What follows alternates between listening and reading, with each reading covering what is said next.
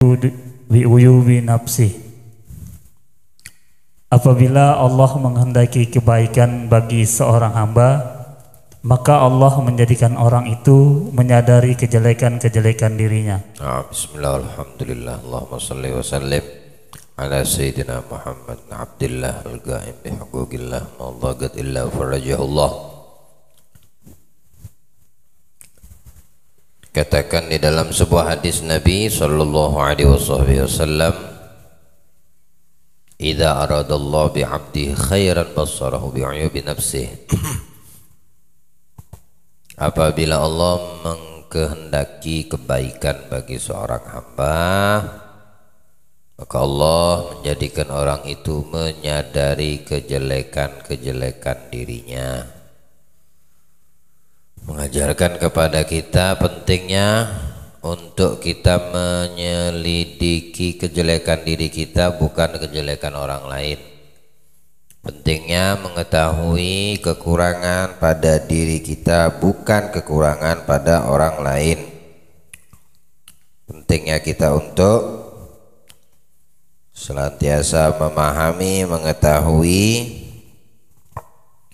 aib pada diri kita, bukan aib pada orang lain. Allah beri pemahaman untuk hadis ini pada diri kita, insya Allah. Orang-orang yang mengenal siapa dirinya, maka dia mengenal Allah. Man arafa rabbah, man arafa nafsa faqad arafa rabbah. Siapa orang yang sudah mengenal siapa dirinya, maka dia akan mengenal Tuhannya, Allah subhanahu wa ta'ala. Lalu bagaimana orang bisa mengenal dirinya sendiri kalau dia masih berusaha mencari sesuatu untuk mengenal orang lain? Bagaimana kita bisa mengenal diri kita? Kita hanya sibuk mau kenalan sama orang lain. Kenali diri baru kenalan sama orang, ya. Lihat kekurangan pada diri, gak usah ngurusi kekurangan orang. Maka selamanya kita gak akan kenal siapa Tuhan kita, Allah. Tahu aja, tahu Tuhanku Allah, Nabiku Muhammad, tahu gitu aja. Tapi maksudnya, tujuan yang diinginkan Allah dan Nabi, siapa yang tahu? Belum tentu kita tahu.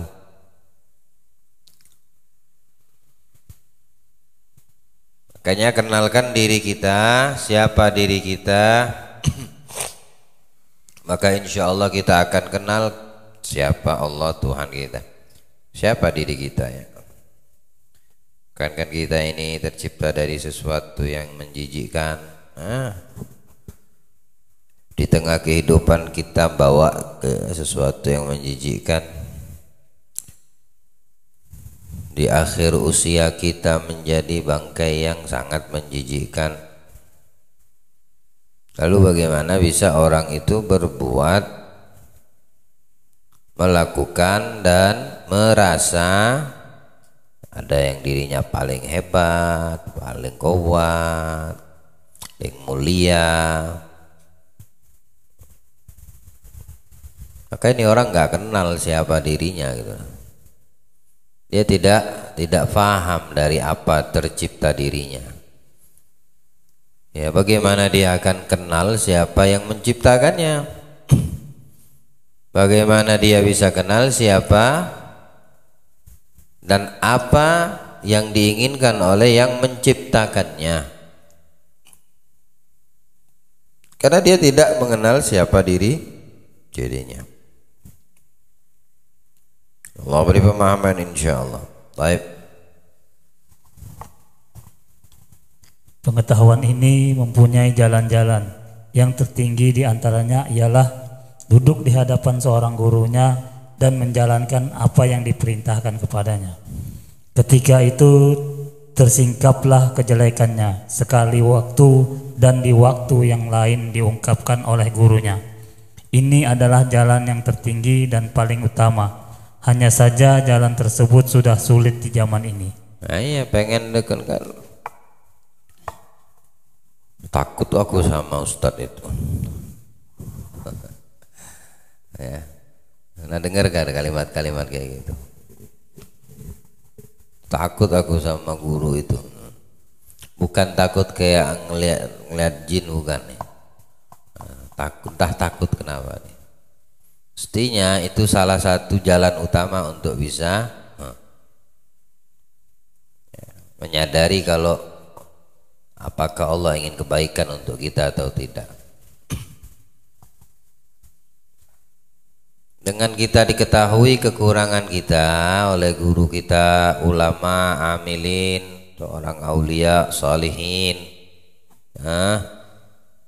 maka dia akan benahi kekurangan tersebut, ditutupi, diajarkan, dikasih tahu, baru terangkat derajat hamba ini.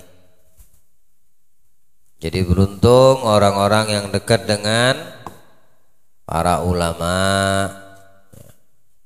para aulia, dekat dia dengan guru-gurunya yang selalu membina dan membimbingnya. Jangan kita menjauh dari mereka.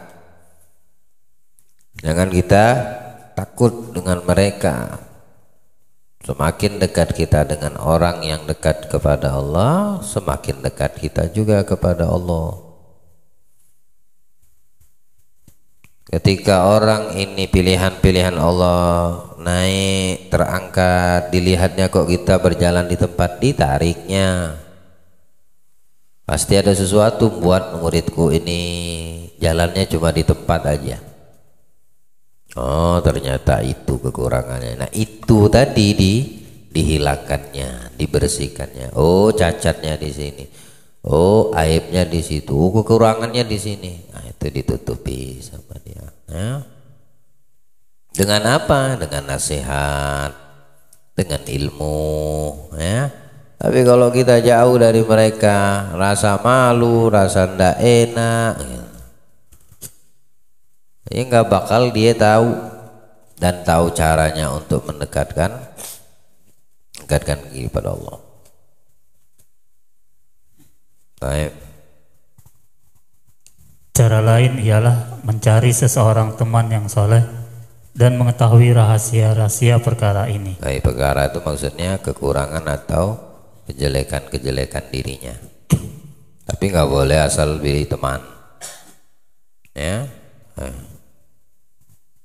Maka ia pun berteman dengannya dan menjadikannya sebagai pengawas atas dirinya, untuk mengawasi keadaan-keadaannya dan mengingatkannya atas kejelekan-kejelekannya. Nah, jadi CCTV. Nah, cari teman yang bisa jadi CCTV bagi dirimu. Untuk urusan apa? Semua kejelekan yang ada pada dirimu terekam di mata dia. Setelah itu dia mengingatkan akan kejelekan kita untuk kita bisa berubah menjadi lebih baik. Jangan cari teman asal-asalan. Kalau ketemu temannya yang suka buka aib dan kejelekan orang atau menebarluaskannya, sulit kita nanti. Kalau belum siap, bawa hati udah itu sakit hati lah, inilah jadi korban hati deh, korban perasaan. Demikianlah yang dilakukan oleh imam-imam besar agama. Umar radhiyallahu anhu berkata, rahimallahu mura'an ahda ilayya uyubi. Semoga Allah merahmati orang yang menunjukkan aku kepada kejelekan-kejelekanku. Adalah Umar bertanya kepada Salman tentang kejelekan-kejelekannya. Ketika ia datang kepadanya, Umar berkata, apa yang engkau dengar tentang diriku yang tidak engkau sukai? Salman menolak, tetapi Umar mendesaknya. Salman berkata, aku mendengar bahwa engkau mengumpulkan 2 macam kuah di atas meja makan dan engkau memakai satu pakaian di waktu malam serta satu pakaian di waktu siang. Umar berkata, apakah engkau mendengar selain itu? Salman menjawab, tidak. Umar berkata, adapun kedua perkara ini maka telah cukup bagiku. Umar bertanya kepada Huzaifah radhiyallahu anhu, penyimpan rahasia Rasulullah SAW mengenai kaum munafik, apakah engkau lihat kepadaku sesuatu tanda munafik? Walaupun memiliki derajat yang agung dan kedudukan yang tinggi, namun Umar menuduh dirinya sendiri.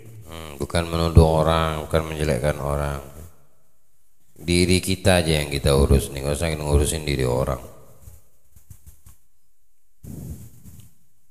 Semakin tinggi kedudukan orang, semakin mulia akhlak seseorang, semakin dia merendah di hadapan Allah, semakin dia tawadhu, semakin dia tawadhu.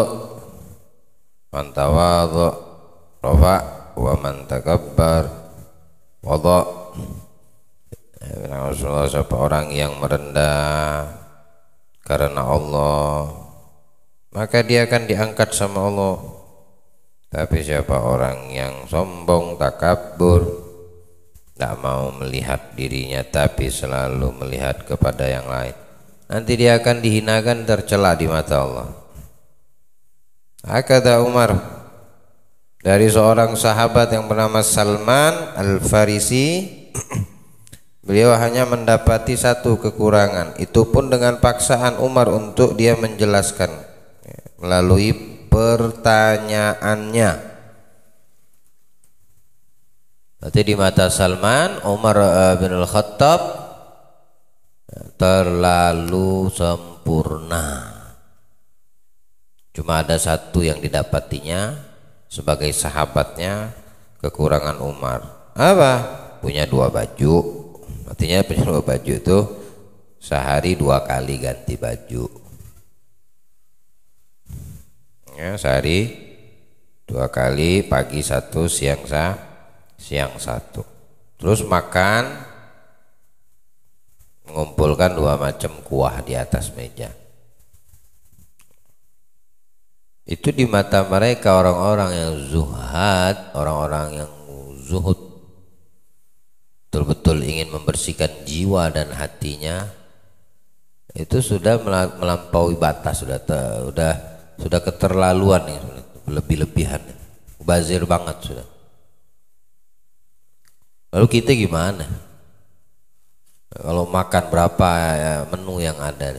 Nasinya mah 1, cuma lauk pauknya ada yang di kanan mie, di tengahnya ikan, di samping ikan piting, nggak tahu lah apa namanya, udang, sampingnya lagi ada daging, belum lagi bayam, belum sambelnya. Minumnya apa? Air putih, es teh manis. Masya Allah, ente punya perut atau gentong, tahu drum itu ya, masuk semua kan, ujungnya mubazir. Mau dikatakan zuhud, sulit kita yang seperti itu. Hudzaifah penyimpan sir rahasia Nabi sallallahu alaihi wasallam, juga pernah berkata,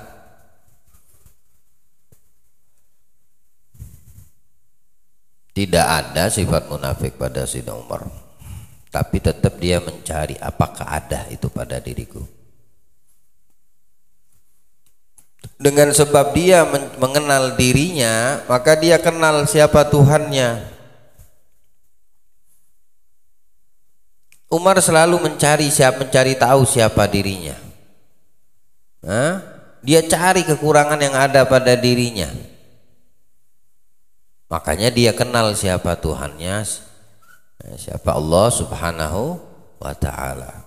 Kalau sudah kenal sama Allah, itulah ciri-cirinya. Adakah yang ditakuti oleh Umar kecuali Tuhannya? Melalui cara apa dia mengenal Tuhannya? Dia cari tahu dulu siapa dirinya. Bukan kecapil cari tahu siapa datanya, bukan. Ya, nyari kekurangan yang ada pada diri itu, dicari tahu sama dia. Entah itu dia melalui dirinya sendiri atau dia bertanya kepada temannya? Bertanya nggak salah bertanya. Ya, mana letak salah kita bertanya? Itu ente tanya sama istrimu di rumah, apa kekurangan anak yang ente tidak suka? Ya, begitu orang yang mencari ingin tahu siapa dirinya. Atau tanya sama anak-anakmu, ya, apa kekurangan abah yang kamu tahu nak, yang kamu sukain apa? Nanti keluar tuh. Nah, disitulah kita akan berupaya memperbaiki. Ya, kalau udah baik diri kita, cepat sampai kepada Allah. Kenal siapa Allah. Karena kotoran-kotoran itu semua udah dibersihkan, udah kita bersihkan. Lahirnya dalam keadaan bersih, kemudian kita kena kotoran, masa didiemin? Dibersihkan itu kotoran, baru bisa ketemu sama yang menciptakan dalam keadaan bersih. Kalau kotor ya susah ketemu sama Allah Ta'ala, harus bersih. Saking bersihnya bayangan dia ditakuti Umar bin Khattab oleh syaitan. Main bersihnya ini orang. Sempurna iman Umar bin Khattab. Bagaimana tidak? Dengan lisan Nabi langsung mengatakannya. Nabi langsung yang menjamin dan memberikan ikrar. Ya, kalau imannya Umar sempurna. Bagaimana itu kisahnya? Rasul bisa mengatakan imannya Umar bin Al-Khattab radhiyallahu anhu sempurna. Ada pernah suatu ketika Umar mengatakan kepada Nabi, engkau ya Rasulullah sangat aku cintai, melebihi cintaku kepada keluargaku, anak istriku, harta bendaku. Engkau tetap paling aku cintai, kecuali diriku sendiri. Ada pengecualian.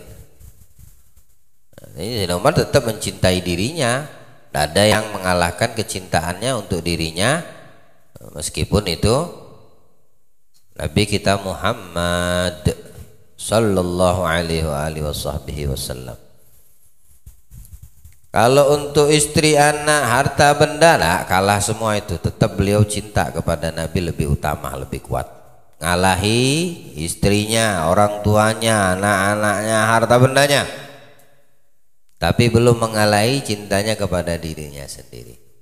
Maka dijawab sama Nabi, la yatimmu imanuka ya Umar. Tidak sempurna, belum sempurna imanmu wahai Umar, hingga kamu mencintai aku, ya, melebihi cintamu kepada harta bendamu, anak istrimu, orang tuamu, bahkan jiwa ragamu.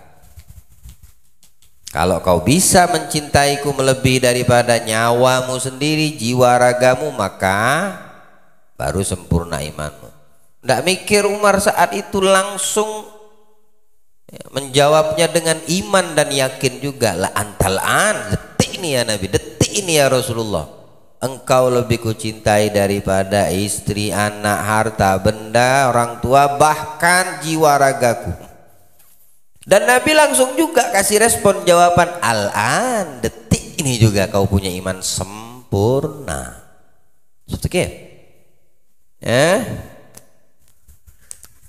Itu pengakuan dari lisan yang nggak pernah berucap kecuali wahyu dari Allah. Nabi kita Muhammad sallallahu alaihi wasallam. Umar bin Khattab itu paling sering mencari kekurangan dirinya. Nggak pernah menyibukkan diri dengan mencari kekurangan orang lain. Jadi tidak usah heran kalau hampir kebanyakan daripada ayat yang turun daripada Al-Quran itu dengan sebab beliau, Umar bin Khattab. Sebab Allah nurunkan ayat itu untuk apa lintasan di hati Umar ataupun ucapan yang keluar dari mulutnya, dijawab sama Allah dengan Al-Quran. Paling banyak sebab Umar bin Khattab yang menyebabkan, menjadi sebab Al-Quran itu diturunkan. Anda boleh buka gitu, asbabun nuzul, siapa ini penyebab turun ayat ini. ayat perbudakan, tawanan, peperangan, apalagi tahapan haramnya khamr, minuman keras. Ada sebabnya Umar. Banyak lagi masih. Radhiyallahu anhu wa ardhah. Allah jadikan kita selalu memperhatikan kekurangan kita, tidak menyibukkan kita untuk memperhatikan kekurangan orang lain. Jika engkau tidak menemukan seorang teman, maka dengarkanlah perkataan orang-orang yang dengki dengan mencari kesalahan-kesalahanmu. Insyaallah tuh. Ada orang yang tidak temuin, cari orang yang dengki, suka mencari-cari kesalahanmu. Itu paling cepat lah. Karena dia tidak suka sama kamu. Pasti kenal banget, tahu banget apa kekuranganmu. Enggak apa-apa kalau tujuan kita untuk memperbaikinya. Bukan berteman sama dirinya, untuk memperbaiki perangai akhlak buruk yang ada pada kita melalui orang yang benci sama kita. Dengerin aja, utus seseorang, tak tolong sama orang, duduk sama dia. Ya, duduk sama dia, aku izinkan kau. Nah ini bawalah duit, ngopilah kau di bius biar terbius sampai kau pingsan sana. Nah, kopilah di kafe bius itu, warung bius itu, ngopi. Kau tanyakan sama dia, karena yang ku tahu dia ini paling benci sama aku, dengki banget nih orang sama aku. Kau tanya, kau utik-utik dia, kau congkel-congkel ya, tentang kejelekanku. Bila perlu kau catat, sehingga aku bisa tahu apa kekuranganku. Karena aku tidak tahu banyak kekurangan di diriku, pada diriku ya. Bisa jadi yang paling tahu kekurangan sih orang yang paling dengki sama aku. Keluar semua tuh pasti itu. Kenapa? Karena kamu paling dibenci, paling nggak disukain. Ya, bukan berarti kamu memiliki sifat yang tidak baik, yang tidak bagus, enggak. Karena memang hati tuh orang rusak, busuk, makanya dia dengki sama kamu. Pasti dia lebih banyak tahu ya, yang tidak baik atau kekurangan yang ada pada kamu. Dari situlah kita bisa memperbaiki kekurangan tersebut, sehingga betul-betul kita mengenal siapa diri kita. Tamam. Baik. Ambillah faedah darinya dan tuduhlah dirimu mengenai segala kejelekan yang dituduhkan kepadamu. Jangan kamu udah dengkot sama dia orang. Utusanmu datang balik, dibilangnya, oh yang paling benci sama kamu tuh begini, begitu. Masa betul? Ya kah? Oh kurang ajar. Di mana dia sekarang posisinya? Tunggu aja aku datangnya dia. Berantem ente. Katanya mau memperbaiki diri. Manusia ini senang dipuji, nggak suka dimaki. Ya Allah, kalau kita bisa mengambil pelajaran dari makian itu akan memberitahukan siapa kita sebetulnya, akan memberitahukan banyaknya kekurangan yang ada pada diri kita, hingga kita bisa memperbaiki kalau mau ambil pelajaran. Untuk memperbaiki diri itu gampang. Nah, kalau mau ngambil pelajaran. Tapi kalau nggak ada keinginan untuk memperbaiki diri, memperbaiki hubungan hati kita dengan Allah dan Rasul, yang ada itu balas dengki juga sama tuh orang. Nanti bakal maki-maki lebih hebat lagi. Mungkin nanti bakal cari di Shopee itu kamus caci maki. Kalau ada itu beli itu. Nah, tidak perlu seperti itu. Itu karena orang nggak mau memperbaiki dirinya. Makanya ambil pelajaran, ambil faedah darinya. Nah, dari semua kejelekan yang dituduhkan kepadamu, tuduhan doang. Itu tuduhan, kamu bisa lihat ini tuduhannya, alhamdulillah nggak ada sama diriku. Oh ini ada, ini harus kuperbaiki. Nah gitu. Nah, oh ini nggak ada nih, ini dosa ente ngomong sama yang lapor. Cukup kamu aja merasa ada atau tidak. yang tidak ada bersyukur pada Allah, senantiasa mudah-mudahan terjaga, yang ada diperbaiki, minta bantuan Allah, baru kita bisa kenal siapa dia Allah, karena kita udah kenal siapa diri kita sesungguhnya. Ya, jangan usah sibukkan diri sama orang lain, sibukkan dirimu dengan dirimu sendiri. Cari banyak kekurangan yang ada pada diri kita, jangan banyak mencari kekurangan dan aib orang lain. Tip. Jangan marah dan jangan memusuhinya bila seseorang mengingatkanmu atas suatu kejelekan. Sesungguhnya kejelekan-kejelekan itu bagaikan ular-ular dan kalajengking yang menyengatmu di dunia dan di akhirat. Makanya mesti kita berterima kasih. Artinya kita telah menghilangkan itu sengatan ular dan kalajengking di dunia kita dan juga nanti di akhirat. Dengan apa? Dengan orang mengatakan kita ini banyak kekurangan, tapi kita punya niat untuk memperbaiki, ya, memperbaiki kekurangan tersebut, menghilangkan kekurangan-kekurangan yang ada pada kita. Baik. Maka siapa yang mengingatkanmu bahwa ada ular di dalam bajumu yang menyengatmu, maka terimalah peringatannya.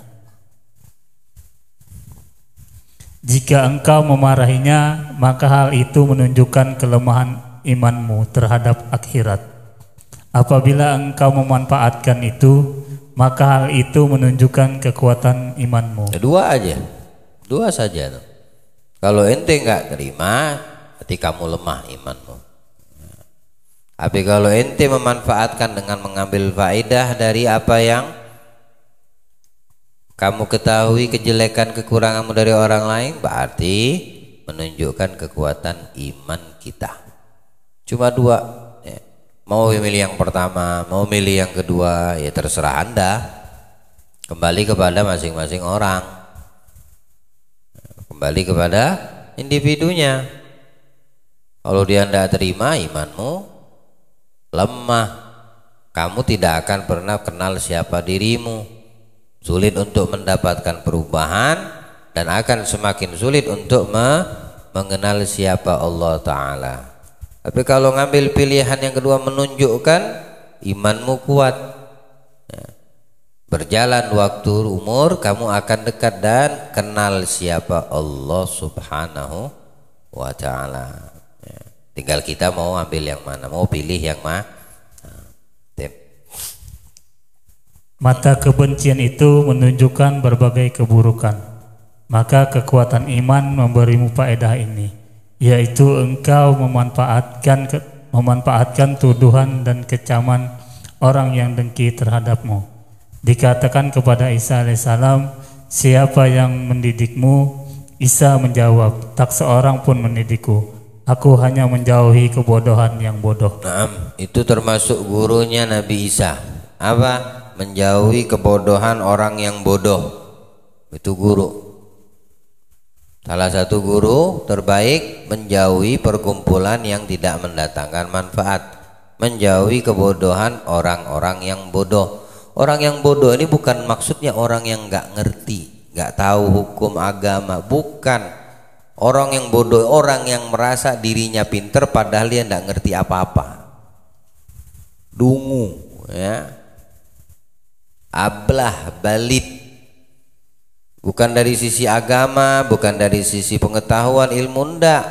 Orang yang bodoh itu yang selalu mencari keburukan orang lain, kekurangan orang lain, itu bodoh. Dan merasa dirinya paling sempurna, paling perfect sudah. Sisanya orang-orang yang ada di sekitar itu penuh dengan kekurangan. Itu orang bodoh. Nabi Isa menjauh dari itu. Dia tidak mau kumpul sama orang-orang yang bodoh. Dan itu salah satu guru yang mengajarkan banyak ilmu untuk beliau. Ya, maka dari itu yang namanya dengki, itu apa manusia dengki, benci itu untuk apa? Apa manfaatnya itu apa? Adakah khasiat kebencian, kedengkian di dalam hati kita kepada saudari-saudara kita, orang yang ada di sekitar? Coba beritahu kepada saya, apa manfaat? Apakah bisa mendatangkan manfaat? Atau ada manfaat setelah ini, hari ini, esok, atau sampai dibawa mati itu manfaat? Dengki sama orang? Kalau sudah tahu itu nggak ada manfaat dan mudarat, lalu untuk apa berdengki, mendengki, membenci, nggak senang? Untuk apa? Nggak ada manfaat, ya nggak usah dengki sama orang. Orang dapat nikmat, alhamdulillah. Nggak usah dengki, benci sama orang. Dengar dikit dari mulut orang ke telingamu, langsung kamu dengki sama orang, benci sama orang, nggak suka sama. Jangan. Ya, jangan. Kalau ada seperti itu, yang bermasalah siapa? Yang berbicara kah? Bukan, kitanya. Oke, kitanya yang bermasalah, hati kita yang bermasalah. Baru dengar omongan, laporan, informasi, akurat juga kagak, kotor hati pasti. Kemudian mau ente dengki sama tuh orang, ngapain? Yang diomongin kamu, yang kamu dengar omongan tuh ya kamu, nama kamu yang kesebut, mestinya dijadikan pelajaran. Alhamdulillah, satu kejelekanku lagi kudapatkan dari mulut orang. Bukan benci sama dia, bukan didengki sama yang berbicara akan dirimu. Itu penyakit sudah kayak menjamur di dalam hati kita manusia ini. Dengki itu kayaknya sudah jadi lumut, tahu, jadi jamur, udah menjamur di hati kita nih. Sulit kita mau dekat sama Allah, sulit kita mau khusyuk dalam ibadah, sulit dan berat kita akan melakukan kebaikan-kebaikan yang mendatangkan pahala. Ya karena itu jamurnya nggak kita upayakan untuk bersih. Ada orang yang mencaci maki, ada orang yang membicarakan dirimu, mulai deh hatimu langsung mendengkinya. Nah, orang yang beriman malah dia berterima kasih kepada Allah. Kenapa? Karena Allah cinta sama dia. Buktinya apa? Buktinya itu tadi. Ini sabda Nabi SAW. Apa bilang Rasul tadi? Barang siapa idza arallahu bi 'abdi khairan bassarahu bi uyubin nafsi. Apabila Allah cinta kepada seorang hamba di pasal pertama tadi, maka Allah akan membukakan baginya aib-aibnya. Ya, akan memberikan jalan kejelekan-kejelekan itu dikasih tahu sama Allah. Bukan disebarluaskan, bukan. Allah akan kasih satu hamba, datangkan satu hambanya untuk memberitahukan kepadamu banyaknya kekurangan dirimu. Bukan di depan umum, bukan diumumkan di masjid, kagak. Bukan di toa masjid, bukan.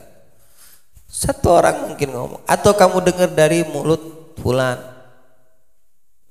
Hati Allah masih sayang sama. Alhamdulillah, kenapa ente dengki sama dia? Allah sayang sama kamu, tapi kenapa kita tidak mau disayang sama Allah? Artinya kamu dibuka aibmu oleh orang sebelah, orang tetanggamu, saudaramu, temanmu, sahabat. Kenapa kamu mendengkinya, membencinya? Apalagi kamu membalasnya. Kamu lebih parah. Kamu lebih parah dari aku. Ngapain kamu ngurus urusan aku? Urusan dirimu. Wah, panjang udahnya. Wassalam nih orang, selesai. Wassalam, dia susah untuk ketemu sama Allah. Hati yang seperti ini, la ilaha illallah, ya. Jauhi orang yang memiliki sifat bodoh, kebodohan orang yang bodoh, kebodohan orang yang bodoh. Orang yang bodoh itu yang merasa dirinya pinter, yang lainnya bodoh. Merasa dirinya alim, yang lainnya kagak alim. Merasa dirinya berilmu, yang lainnya nggak berilmu. Itu orang yang bodoh murakkab, ya, bodohnya itu bertingkat-tingkat sudah, bertingkat-tingkat. Aib orang dia tidak mau tahu, aibnya diketahui, takut. Tapi kalau untuk menyimpan kekurangan orang, apalagi membongkarnya, memang sudah tugasnya betul. tugasnya betul.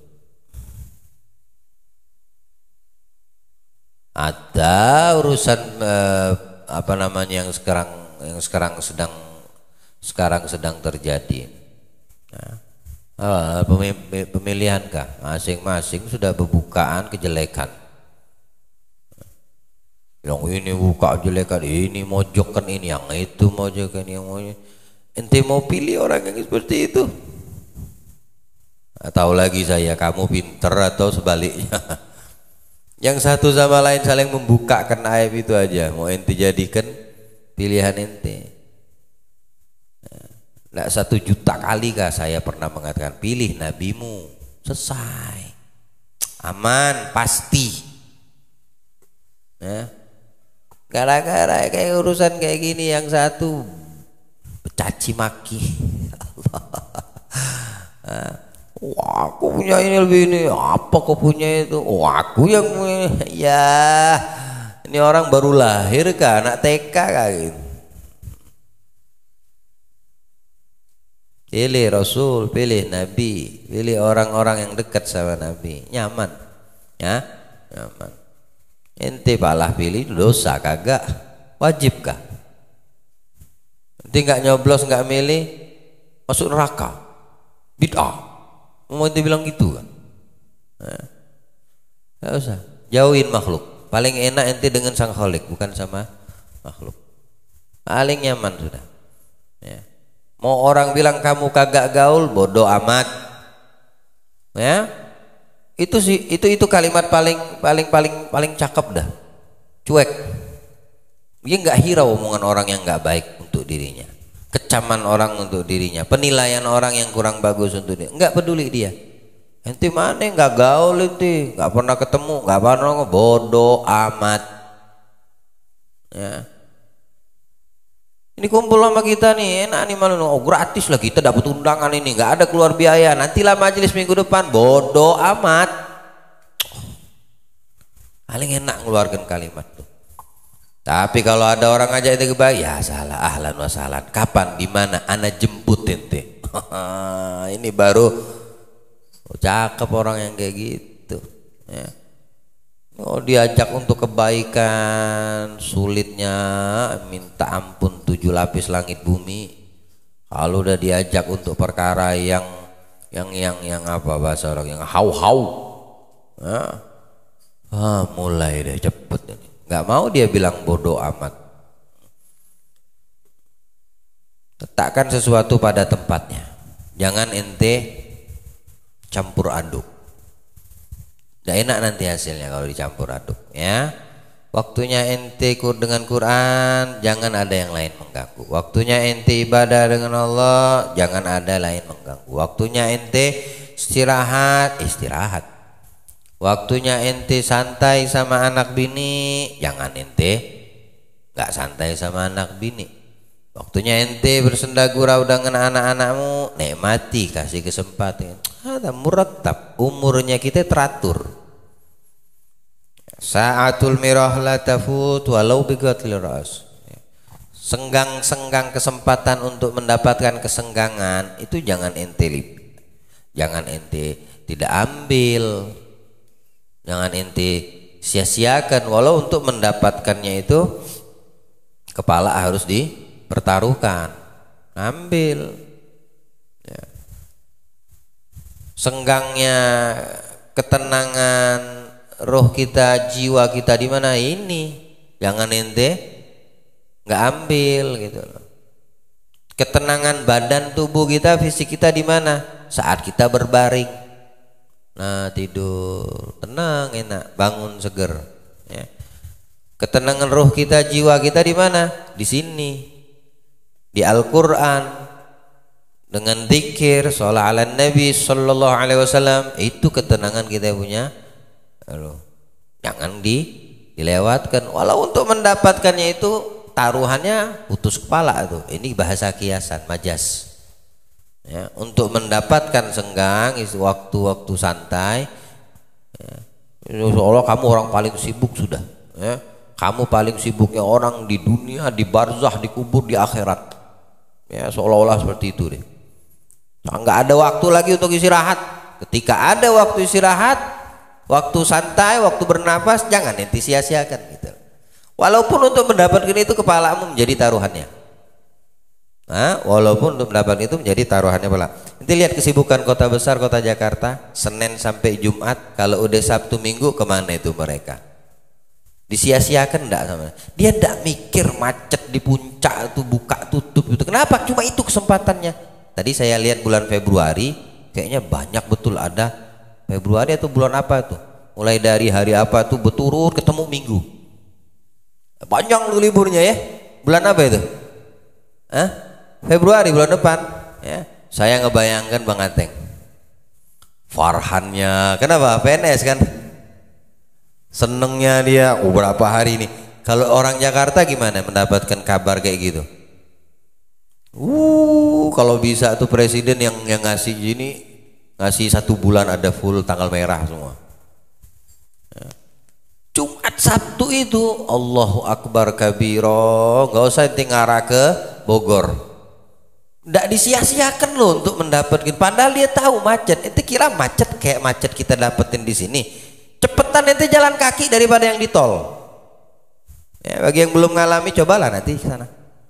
Ya, untuk membuktikan aja betul nggak omongan yang saya ucapkan ini. Atau buka aja di video tuh nah.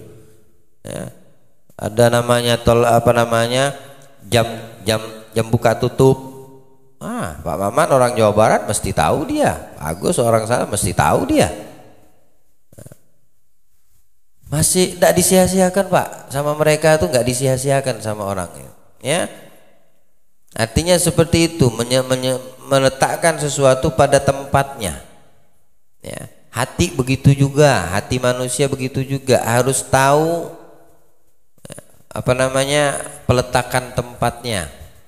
Harus tahu kita mengatur hati kita kepada siapa orang yang ada di sekitar kita ya, untuk mencari kekurangan yang ada pada diri kita itu utama untuk bisa kita lebih mengenal siapa yang menciptakan.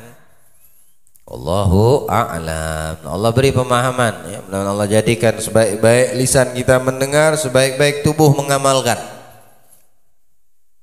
dan menjadikan hati kita insya Allah selalu introspeksi untuk diri kita ya, selalu mencari kejelekan, kekurangan dan aib pada diri kita, bukan orang lain, bukan orang lain. Allah beri pemahaman insya Allah dunia wal akhirah, dan Allah angkat derajat kita berkah dari perkumpulan yang mulia ini, dan Allah ampunkan dosa-dosa kita yang telah berlalu, dan Allah jaga kita dari maksiat di masa yang akan mendatang.